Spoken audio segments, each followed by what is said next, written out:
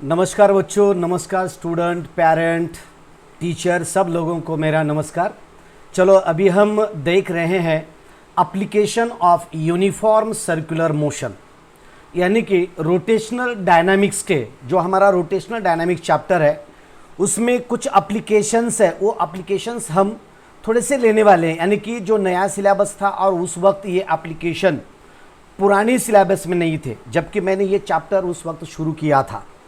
लेकिन अभी मैं ये जो बाकी के जो पॉइंट थे जो कि पुरानी सिलेबस में नहीं थे, लेकिन मैंने ये चैप्टर लिया था उस वक्त ये पॉइंट मेरे पास नहीं थे, तो किताब आने के बाद हमारा तो ये चैप्टर पूरा ख़त्म हुआ था। अभी मैं आपको नोट्स देने के वास्ते ये जो बाकी जो बचे वाले बीट है ये बीट मैं आपके कंप्लीट कर रहा हूँ। तो देखो इसके ऊपर uniform application of uniform circular motion.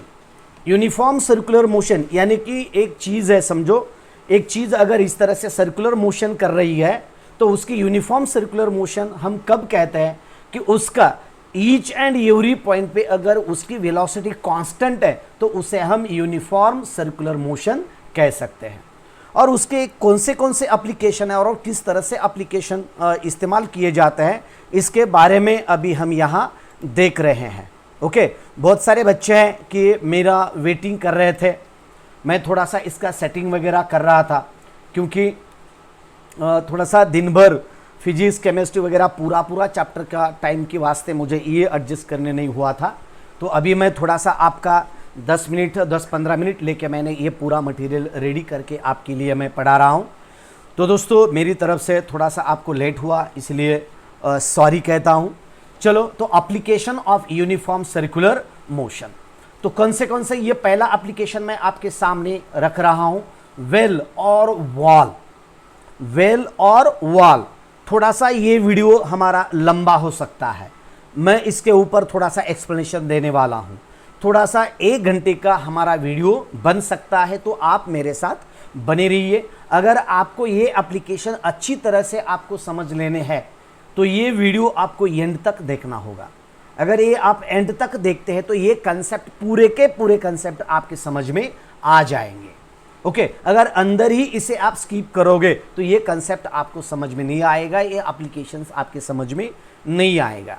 मैं थोड़ा सा कंपैरिजन करके मैं आपको बता देता हूं कि अभी जो ये हमारे बोर्ड के बुक में जो एप्लीकेशन के बेस के ऊपर जो मैं अभी ले रहा हूं, ये जो वेल ऑफ डेथ यानी मौत का कुआं है, इसके बाद जो ओवर ब्रिज के ऊपर का दिया है, और उसके बाद इसके बाद जो पॉइंट में अभी आपको यह पढ़ाने वाला हूं, देखो इसके बाद ये जो है स्फीयर ऑफ जो डेथ है, स्फीयर ऑफ डेथ, ये जो बीट है ये पूरे बीट पुराने सिलेबस में खाली प्रॉब्लम के लिए पूछे जाते थे, खाली इनके ऊपर प्रॉब्लम पूछा जाता था। प्रॉब्लम यानी एग्जाम्पल्स, एग्जाम में एग्जाम्पल्स इसके ऊपर आते थे, और ये थ्योरी के लिए पढ़ने के लिए नहीं था, यानी कि थ्योरेटिकल क्वेश्चन इसके ऊपर पूछे जाते थे। लेकिन अभी ये थ्योरेटिकल दिया है, यानी कि आपको थ्योरी के लिए भी इसके ऊपर क्वेश्चन पूछे जाएंगे बोर्ड के लिए। अगर आप सीबीएसई के हैं तो वहाँ भी आपको पूछा जाएगा, अगर आप स्टेट बोर्ड के हैं तो वहाँ भी पूछा जाएगा, और इसके ऊपर प्रॉब्लम भी पूछे जा सकते हैं। पुराने सिलेबस में खाली इसके ऊपर एग्जाम्पल्स, प्रॉब्लम्स पूछे जाते थे, लेकिन अब इसके ऊपर थ्योरी और प्रॉब्लम यानी कि दोनों भी पूछने की पॉसिबिलिटी इसके ऊपर है। ओके, देखो ये वेल और वॉल ऑफ डेथ है। वेल और वॉल ऑफ डेथ यानी कि मौत का कुआं हम कहते हैं, यानी कि आपने ये मौत का कुआं बहुत बार देखा होगा, यात्राओं में, मेले में ये आपने देखे होंगे। सीधा सा अगर हम सीधा स्ट्रेट रास्ते से अगर हम चल नहीं सकते, लेकिन ये जो लोग रहते, ये जो लोग है, ऐसा एक कुएं जैसा सिचुएशन रहता है, ये लकड़ी की प्लेट्स वगैरह बिठाया जाता है इस तरह से, ये देखो खड़े में, इसे बहुत अच्छी तरह से पैकिंग की जाती है, और जब ये बॉटम से आ जाते तो धीरे धीरे इसकी बॉटम में शुरू में इसकी वेलोसिटी बहुत कम रहती है। इस तरह से तिरछा यानी कि टेढ़े एंगल में इसे यहाँ से शुरू किया जाता है, और इस तरह से धीरे धीरे यहाँ आके बाद में ये यहाँ आ जाता है इस तरह से, और बाद में ये यहाँ आ जाता है इस तरह से, और बाद में ये यहाँ तक आ जाता है, और इसकी वेलोसिटी मेंटेन हो जाती है। लेकिन ये इस तरह से क्यों होता है, कैसे किया जाता है ये, तो ये करने के लिए सेंट्रीपेटल फोर्स और सेंट्रीफ्यूगल फोर्स का बैलेंस होना बहुत जरूरी होता है। सेंट्रीपेटल फोर्स और सेंट्रीफ्यूगल फोर्स की मदद से ये पूरा प्रोसेस यहाँ हो जाता है। तो कैसा होता है देखो, चलो एक एक पॉइंट हम देखते हैं यहाँ। वेल और वॉल ऑफ डेथ में क्या है, मौत का कुआं। Explain the sphere of death. Wall of death यहां मैं आपको बताना चाहता हूं।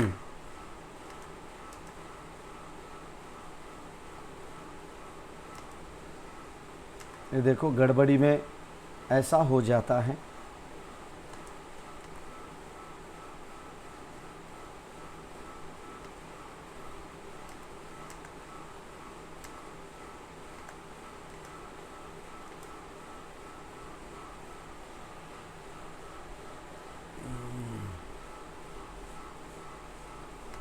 मैंने ये कहाँ लिया, जो लिया उसमें ही मैंने चेंज किया।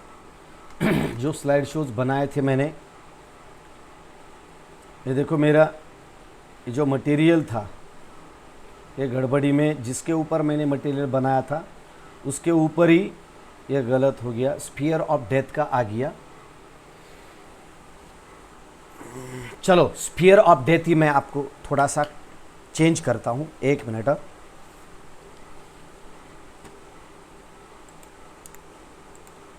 टेक्निकल प्रॉब्लम कहते हैं इसे।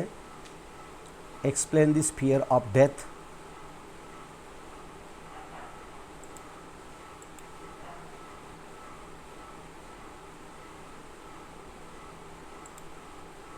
एक मिनट में मैं इसे कवर कर लेता हूं।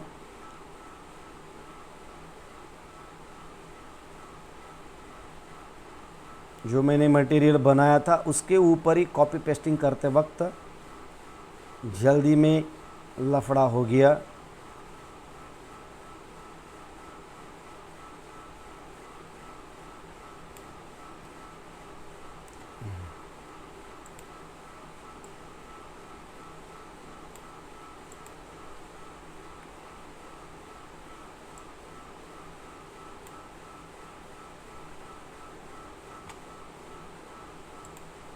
एक मिनट मैं करेक्शन कर रहा हूँ।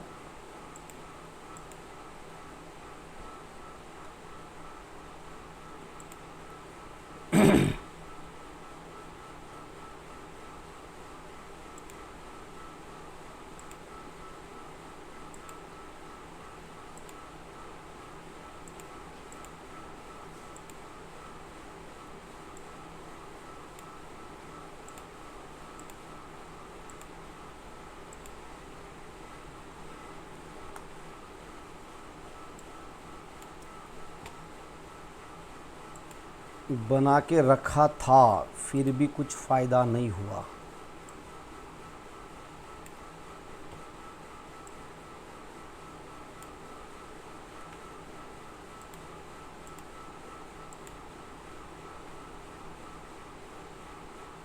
त्याच्यावर नाही जाणार ना स्फिअर ऑफ डेथवर तर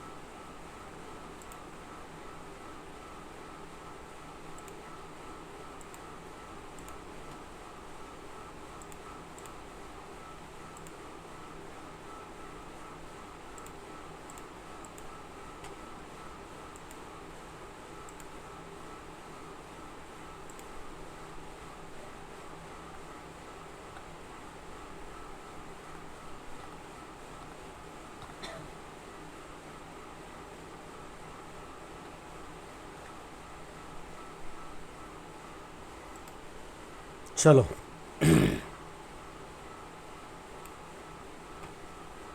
ओके, चलो हो गया। होता है कभी कभी, ये आपके लिए कर रहा हूँ, चलता है।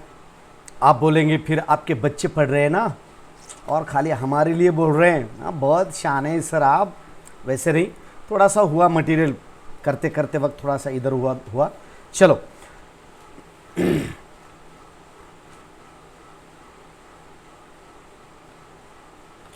वेल और वॉल ऑफ डेथ, तो क्या है वेल और वॉल ऑफ डेथ? इसमें क्या है देखो, ये बता दिया मैंने आपको।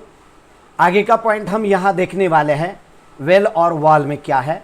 This is a vertical cylinder wall of radius r inside which a vehicle is driven in horizontal circle। यानी कि एक हॉरिजॉन्टल सर्कल में एक व्हीकल वहां घुमाई जाती है। मैंने ये शुरू में आपको बताया था। ये देखो, एक छोटी सी इमेज मैंने बॉटम को लेके रखी है। तो इस तरह से इसको धीरे धीरे धीरे से इसे रिवॉल्यूशन किया जाता है। लेकिन ये जब रिवॉल्यूशन करता है तो उस वक्त वहां सेंट्रीपेटल फोर्स और सेंट्रीफ्यूगल फोर्स को बैलेंस किया जाता है। ओके, यानी कि ये देखो, इस तरह से इसकी आर रेडियस रहती है। यहां ये जो बॉटम में मैं आपको दिखा रहा हूं, ये रेडियस रहती है। ओके, और ये जब रिवोल्यूशन करता है तो इधर भी इतनी रेडियस रहती है, और जब ये बाहर की दिशा में एक खींच लेता है, radius r inside which the vehicle is driven in horizontal circle. Horizontal circle में इसी तरह से वो रिवोल्यूशन करती है। ओके, और आगे क्या है देखो, then this can be seen while performing stunts. जैसे कि ये देखो, ये इस तरह से ये बाहर आया, देखो इसे मैं आपको थोड़ा सा झूम करके बता देता हूं। जूम करके देखो, इस तरह से जूम करके मैं आपको यहां बता रहा हूं। देखो, और भी इसे झूम करता हूं, है ना। ये देखो, यहां जो आप देख रहे हैं, ये जो देख रहे हैं आप, ये क्या है? ये बाहर हाथ निकल के वो गाड़ी चला रहा है, और उसके पीछे से भी ये देखो दूसरी गाड़ी आई है। इस तरह से ये दूसरी गाड़ी आई है, और यहाँ बॉटम में इस तरह से एक शुरू में इस तरह से इसका रिवोल्यूशन किया जाता है, धीरे धीरे धीरे धीरे बढ़ा के। यानी कि शुरू में इसकी वेलोसिटी कम होती है, बाद में इसकी वेलोसिटी बढ़ाई जाती है, और जैसे जैसे वेलोसिटी बढ़ जाती है वैसे वैसे वहाँ का सेंट्रीपेटल फोर्स जो रहता है, वो सेंट्रीपेटल फोर्स बैलेंस हो जाता है, और वहाँ से ये गाड़ी परफेक्टली रिवोल्यूशन करती है। देखो और क्या दिखा रहा हूं, as shown in the figure. जो कुछ भी फिगर एक है आपके किताब में, एक फिगर है, वो फिगर मैंने यहाँ नहीं ली है। इस तरह से एक वाल है, इस तरह से, और अंदर एक रेडियस वगैरह इस तरह से बताई गई है यहाँ से अंदर से, और उसका रिवोल्यूशन वहाँ दिखाया गया है। Okay, the force acting on the vehicle assumed to be a point. एक पॉइंट के ऊपर, ये पॉइंट है, गाड़ी है ना, गाड़ी के अंदर एक सेंटर पॉइंट रहता है वहां, और इसकी अंदर एक रेडियस रहती है सेंटर में, इमेजिनरी रहती है।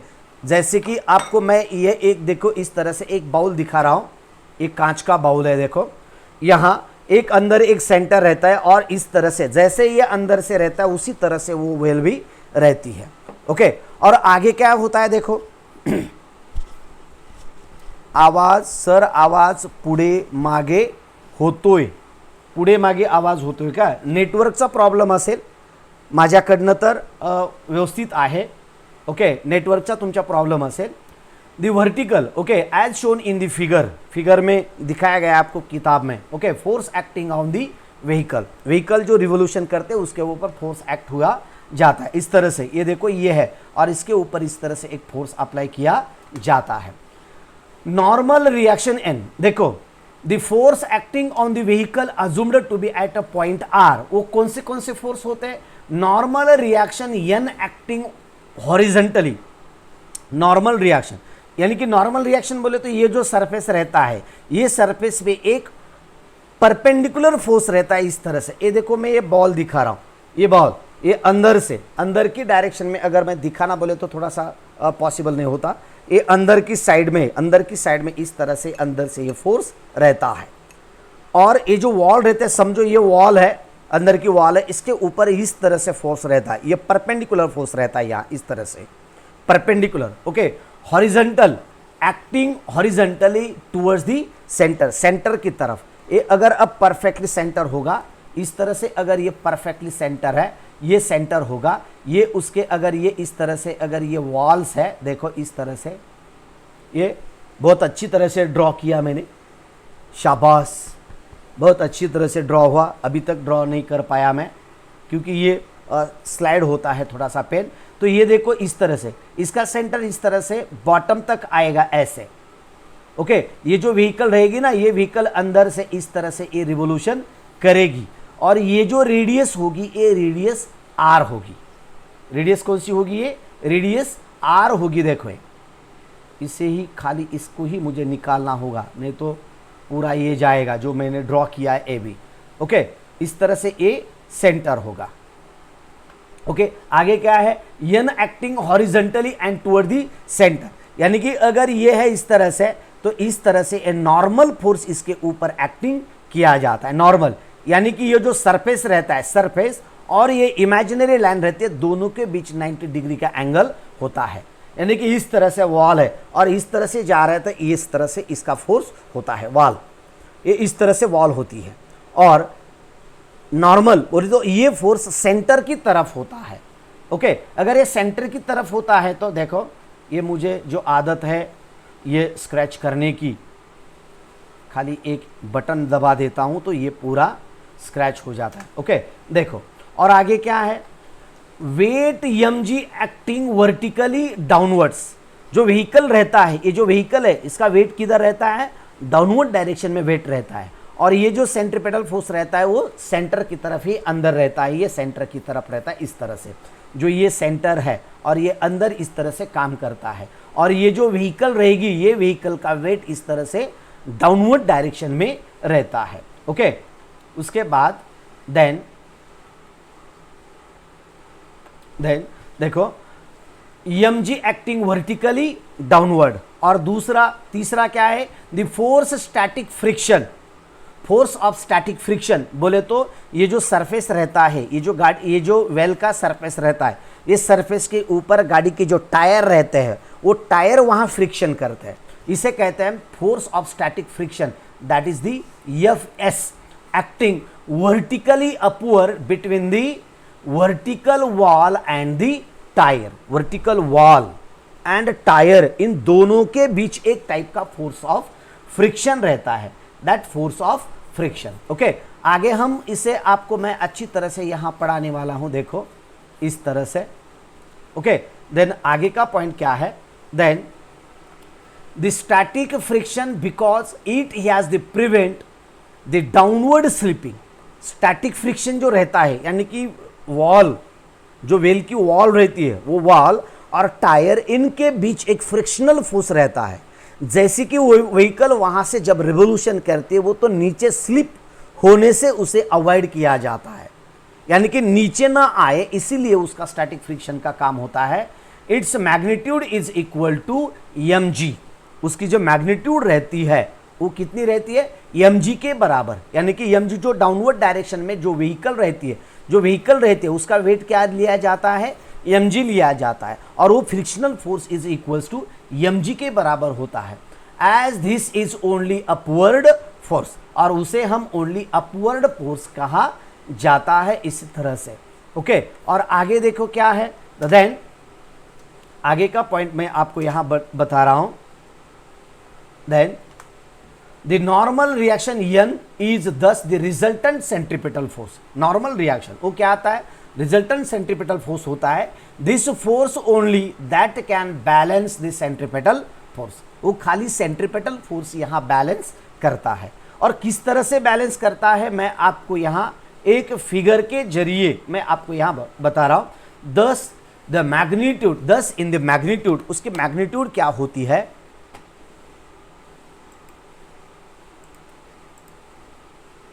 एक मिनट, इसका कलर बदल देता हूं, आपको थोड़ा सा समझने के लिए इजी जाएगा।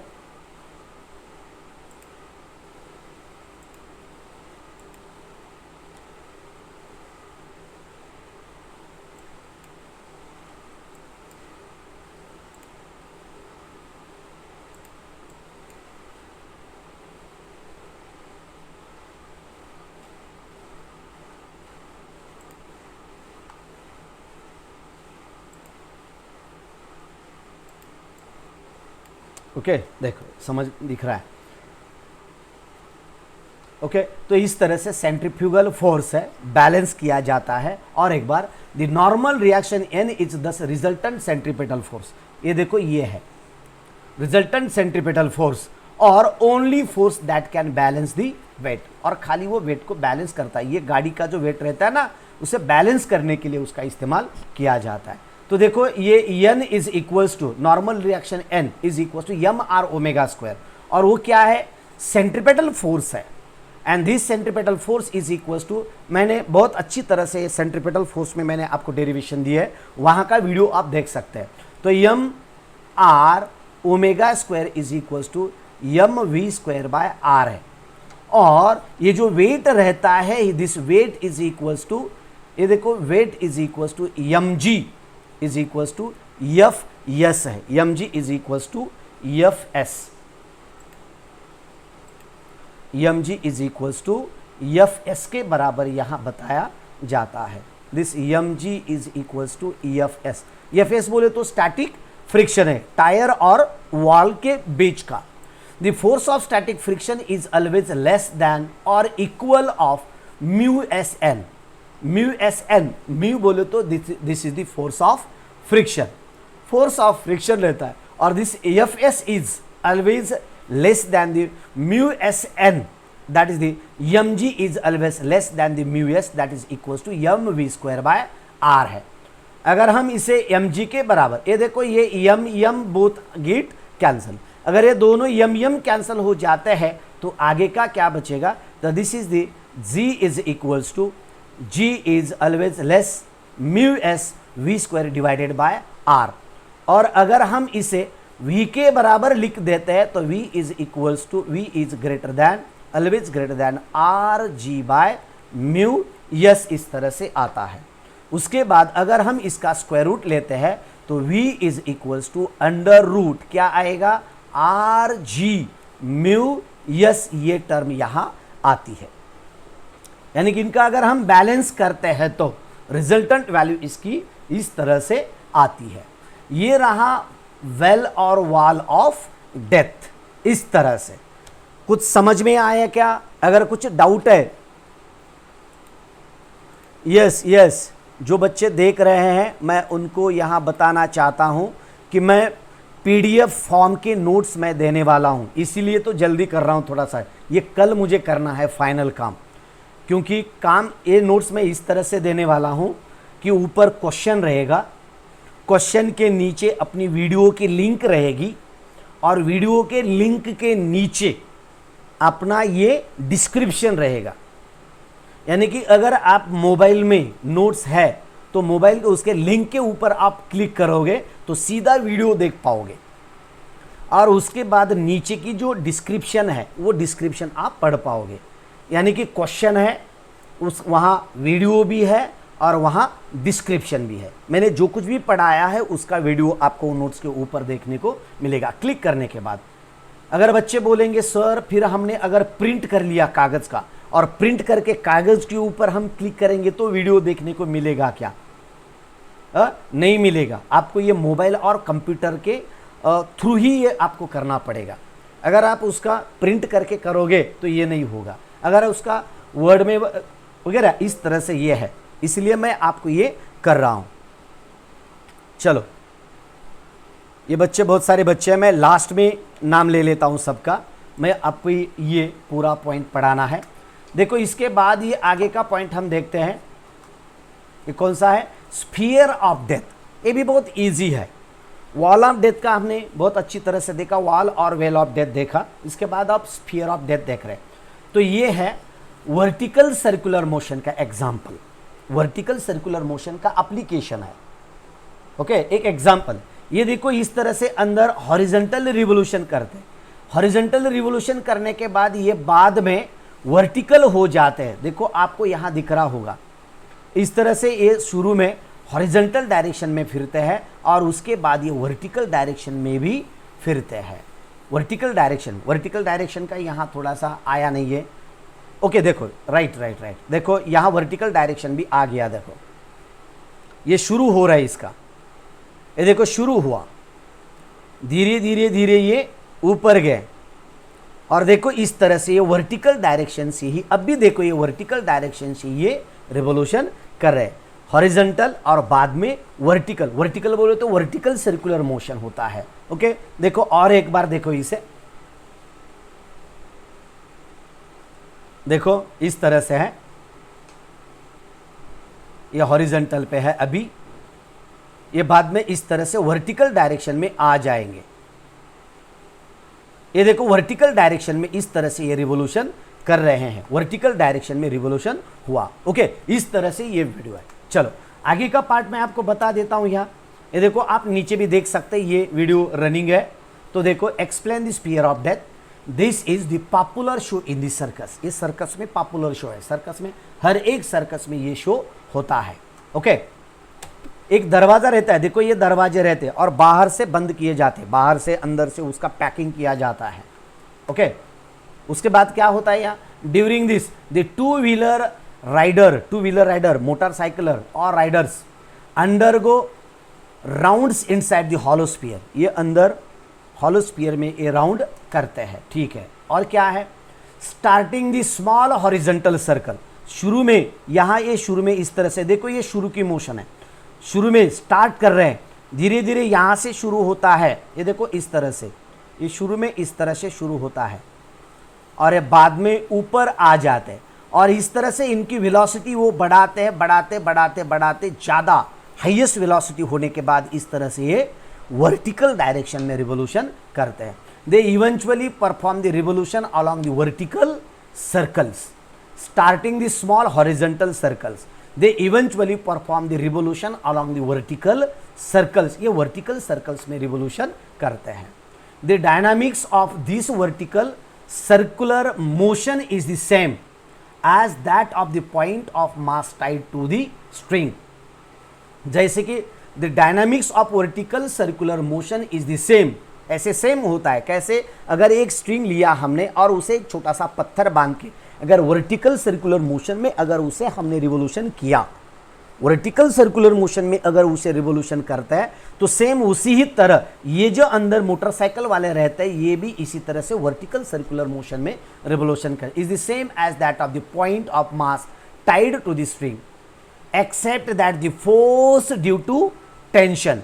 लेकिन वहाँ के स्ट्रिंग, वो जो पत्थर रहता है वो स्ट्रिंग में फोर्स होता है और स्ट्रिंग में फोर्स होने की वजह से वो रिवोल्यूशन वहाँ का करता है। यहाँ की और वहाँ की पोजीशन थोड़ी सी अलग होती है। ओके, और then tension T is replaced by the normal reaction N। वहाँ का स्ट्रिंग में जो कुछ भी टेंशन रहता है वो टेंशन एक नॉर्मल रिएक्शन फोर्स से वो रिप्लेस किया जाता है। नॉर्मल रिएक्शन वहाँ का, यानी कि इसके सरफेस के ऊपर एक नॉर्मल रिएक्शन रहता है, यहाँ की एंगल 90 डिग्री का एंगल होता है, 90 डिग्री का एंगल होता है और उसी तरह से वो रिवोल्यूशन करता है। ओके, और आगे देखो, if you have seen this show, ये तो आपने देखा ही होगा, try to visualize that initially there are nearly horizontal circles. ये देखो आप देख रहे हैं यहाँ शुरू में कैसा रहता है, नॉर्मल सर्कल्स रहते हैं ऐसे धीरे धीरे और बाद में इस तरह से ये वर्टिकल हो जाते हैं, वर्टिकल सर्कल्स में ये रिवोल्यूशन करते हैं। Okay, the linear speed is more for larger, देखो linear speed is more for larger circles but angular speed यानी कि और frequency is more for smaller circle. Smaller circle के लिए उसकी एंगुलर स्पीड ज़्यादा होती है और लीनियर स्पीड में उसका सर्कल ज़्यादा होता है।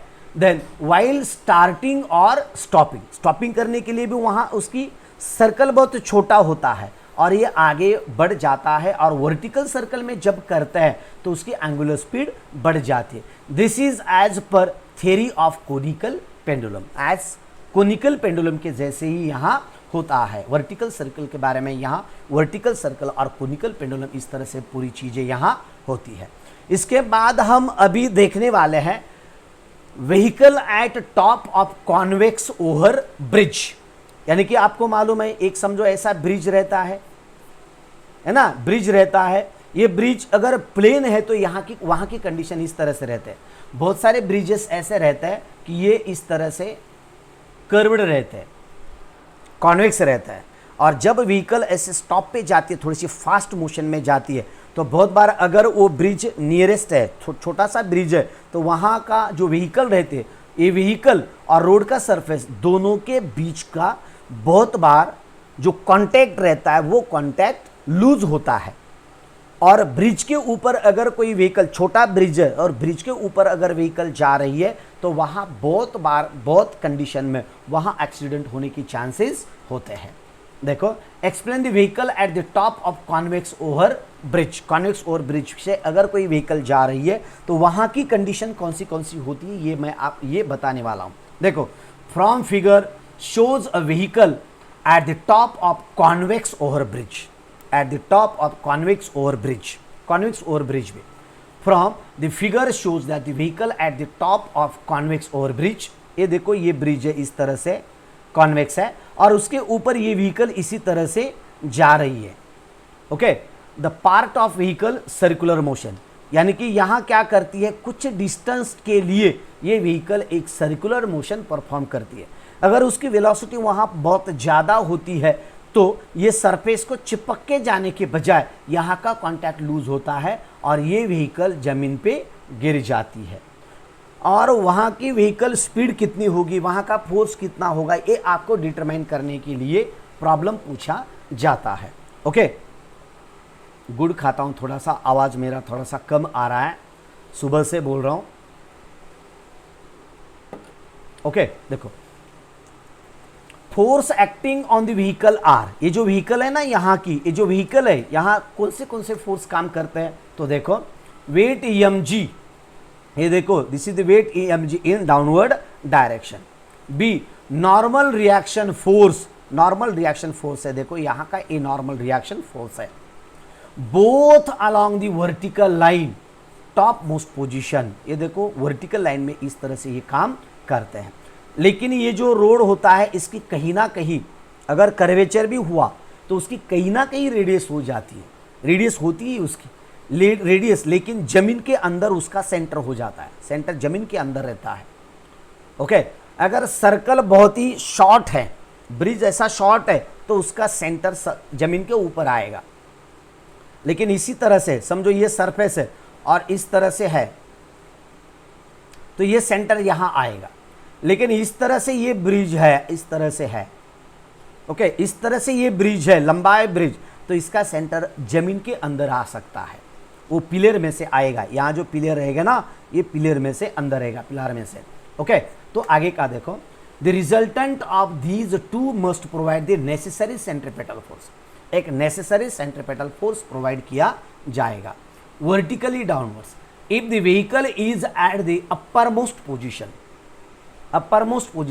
thus if v is the speed at the uppermost point, देखो और एक बार, thus v is the speed at the uppermost point, यानी कि यहाँ की स्पीड आपको डिटरमाइन करने के लिए कहा जाता है बहुत बार, यानी कि v आपको यहाँ डिटरमाइन करने के लिए कहा जाता है। वर्टिकल सर्कुलर मोशन में मैंने आपको बता दिया है, एक स्ट्रिंग है, उसको अगर हम पत्थर बांध के अगर इसे वर्टिकल में रेवोल्यूशन करते हैं, जब बॉडी ऊपर जाती है तो उसकी वेलोसिटी डिक्रीज हो जाती है, और जैसे बॉडी नीचे आ जाती है तो उसकी वेलोसिटी इंक्रीज होती है, और सबसे कम वेलोसिटी टॉप मोस्ट पोजीशन पे रहती है, टॉप मोस्ट पोजीशन पे। और 3 पोजीशन 4 पोजीशंस मैंने आपको बताया है। समझो इस तरह से वर्टिकल है, ये टॉप की पोजीशन, हॉरिजॉन्टल की पोजीशन और ये बॉटम की पोजीशन। बॉटम में सबसे ज़्यादा वेलोसिटी रहती है, हॉरिजॉन्टल पोजीशन में सबसे मीडियम रहती है और सबसे कम वेलोसिटी रहती है एट द टॉप पोजीशन। यानी कि आप अगर आपको याद रखना है, एक सिंपल सी कंडीशन, ये देखो v at top position, v at top that is equals to √RG है। याद रखने के लिए बहुत सिंपल सा मैं आपको बता रहा हूँ, बहुत ही सिंपल है याद रखने के लिए, बहुत सिंपल। ये देखो √RG एट टॉप पोजीशन। अगर आप हॉरिजॉन्टल पे आते हैं तो हॉरिजॉन्टल पे VH is equals to √3RG, और इसके बाद अगर जब बॉटम पे आएंगे तो ये रहेगा at bottom that V bottom is equals to √5RG। यानी कि टॉप से अगर आप बॉटम आओगे तो ऑड मल्टीपल ऑफ RG करो, लेकिन कब तक? ओनली 5 तक, ओनली 5 तक। ऑड मल्टीपल ऑफ बोलने के बाद आप करेंगे 1Rg, 3Rg, 5Rg, 7Rg, 9Rg। अगर आप ऐसा करोगे तो आपको नोबेल प्राइज मिलेगा, नोबेल प्राइज, क्योंकि आपने 7Rg ढूंढा है ना। मैंने बोला है ना ऑड मल्टीपल ऑफ करो, ऑड मल्टीपल ऑफ करने के बाद आप करेंगे 7Rg, 9Rg।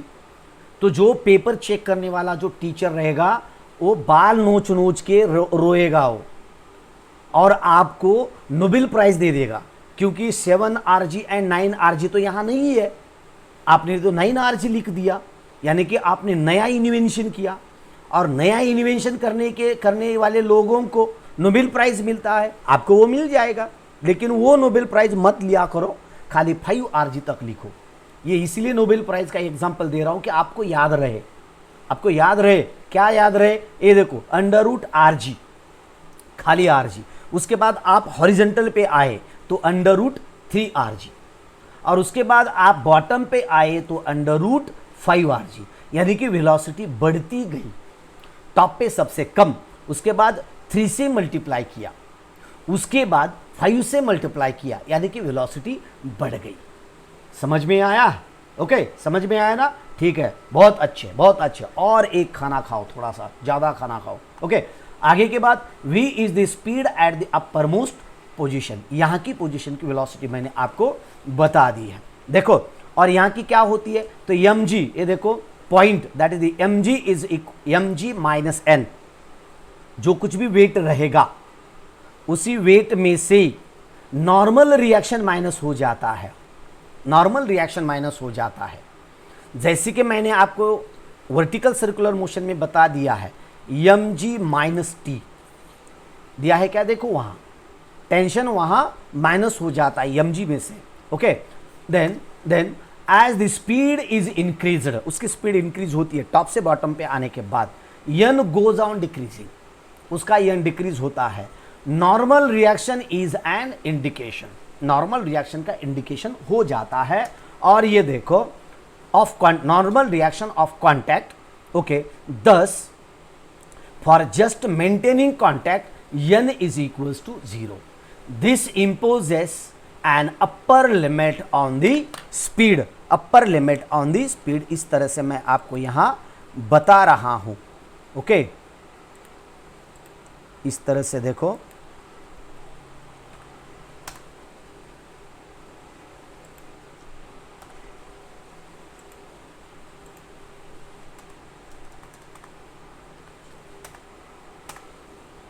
आपको ये थोड़ा सा आगे पीछे हो रहा है तो देखने में कितनी तकलीफ होती होंगी आपको, लेकिन ये बनाने में मुझे कितनी तकलीफ होती होंगी।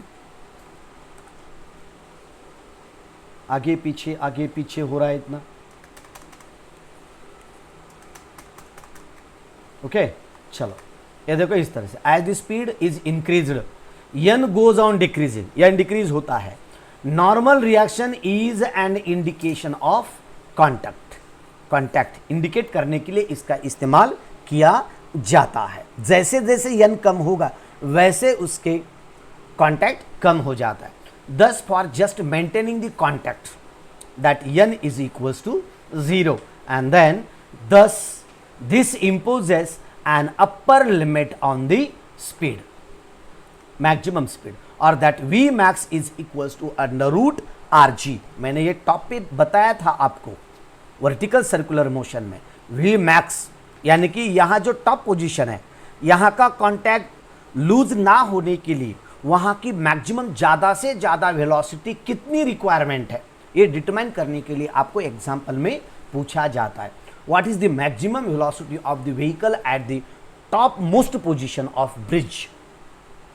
Top most position of flyover bridge, ऐसा भी कहा जाता है, ऐसा कहा जाता था प्रॉब्लम के लिए, एग्जाम्पल्स के लिए। लेकिन अभी तो ये थ्योरी है भी है, यानी कि आपको थ्योरी पे भी क्वेश्चन पूछे जाएंगे और इसके ऊपर आपको प्रॉब्लम भी पूछे जाएंगे। बोर्ड को पूछे जाएंगे, नीट को पूछे जाएंगे, जी के पूछे जाएंगे, जी में पूछे जाएंगे, और सीटी में भी पूछ जा सकते हैं। तो इसीलिए आपको ये पॉइंट बहुत अच्छी तरह से इसका प्रिपरेशन करना होगा। ओके, तो बच्चों इस तरह से मैंने आपको ये जो एप्लीकेशंस है horizontal circular motion and vertical circular motion, इनके बारे में मैंने आपको बहुत अच्छी तरह से पढ़ाने की कोशिश की है। अगर आपको ये वीडियो बहुत अच्छा लगा है, अच्छा समझ में आया है, तो आप इसे क्या करो, लाइक करो, शेयर करो और कमेंट करके बता दो कि ये वीडियो आपको कैसा लगा। आप अक्सर कमेंट नहीं करते, लाइक भी बहुत कम करते हैं, आप शेयर कितने करते होंगे ये भगवान को पता, मुझे क्या पता है। आखिर आपका दिल है करना या ना करना, शेयर करना या नहीं करना। बहुत बार ऐसे लोग रहते हैं बुरे दिमाग के कि भाई इतनी अच्छी चीज़ है और मैं दूसरों को क्यों दूँ, ये मेरे पास ही रखूँ। लेकिन जितने आप अच्छी चीज़ अपने पास ही रखोगे तो वो चीज़ ज़्यादा से ज़्यादा सड़ जाती है। इसलिए क्या करो, ज्ञान की जो चीज़ रहती है तो अक्सर उसे शेयर किया करो, शेयर करो, आपकी इमेज बढ़ जाएगी, आपको लोग अच्छा कहेंगे। जैसे कि मेरे पास नॉलेज है, मैं आपको शेयर कर रहा हूँ तो आपको अच्छा ही लगता होगा ना, मेरे बारे में आप अच्छा ही सोचते होंगे ना, मेरे बारे में बुराई तो आप कभी नहीं सोचोगे। शेयर करोगे या नहीं करोगे ये आपके ऊपर है, लेकिन बुराई, मेरे बारे में बुराई कभी नहीं आप सोचोगे, कभी नहीं करोगे। उसी तरह से आप अगर इसे शेयर करते हैं, लोगों के पास पहुंचता है, बहुत सारे बच्चों को पहुंचाते हैं, तो वो आपके बारे में बहुत अच्छा सोचेंगे और आपका भी बहुत अच्छा होगा, मेरा आशीर्वाद है। जब आप दूसरों के लिए अच्छा काम करोगे तो आपका कभी भी बुरा नहीं होगा, आपका अच्छा ही होगा। तो चलो आज के, मुझे मालूम है मैं ये अच्छा काम कर रहा हूँ, मेरा कभी भी बुरा नहीं होगा, क्योंकि मुझे आपका आशीर्वाद है, मुझे आपका आशीर्वाद मिलता है और आपके आशीर्वाद के बलबूते पर ही मैं ये पूरा करता हूँ। ये जो कुछ कर रहा हूँ ये आपके आशीर्वाद के ऊपर कर रहा हूँ।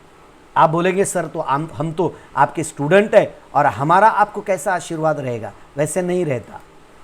बच्चों का और बूढ़ों का आशीर्वाद अक्सर रहता है, इसलिए बच्चों को और बूढ़ों को कभी भी जिंदगी में हेल्प करो, आप बहुत बड़े बन जाओगे, बहुत बड़े बन जाओगे।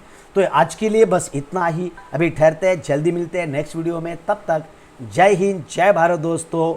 नोट्स जल्दी मिल जाएंगे। Bye bye, thank you.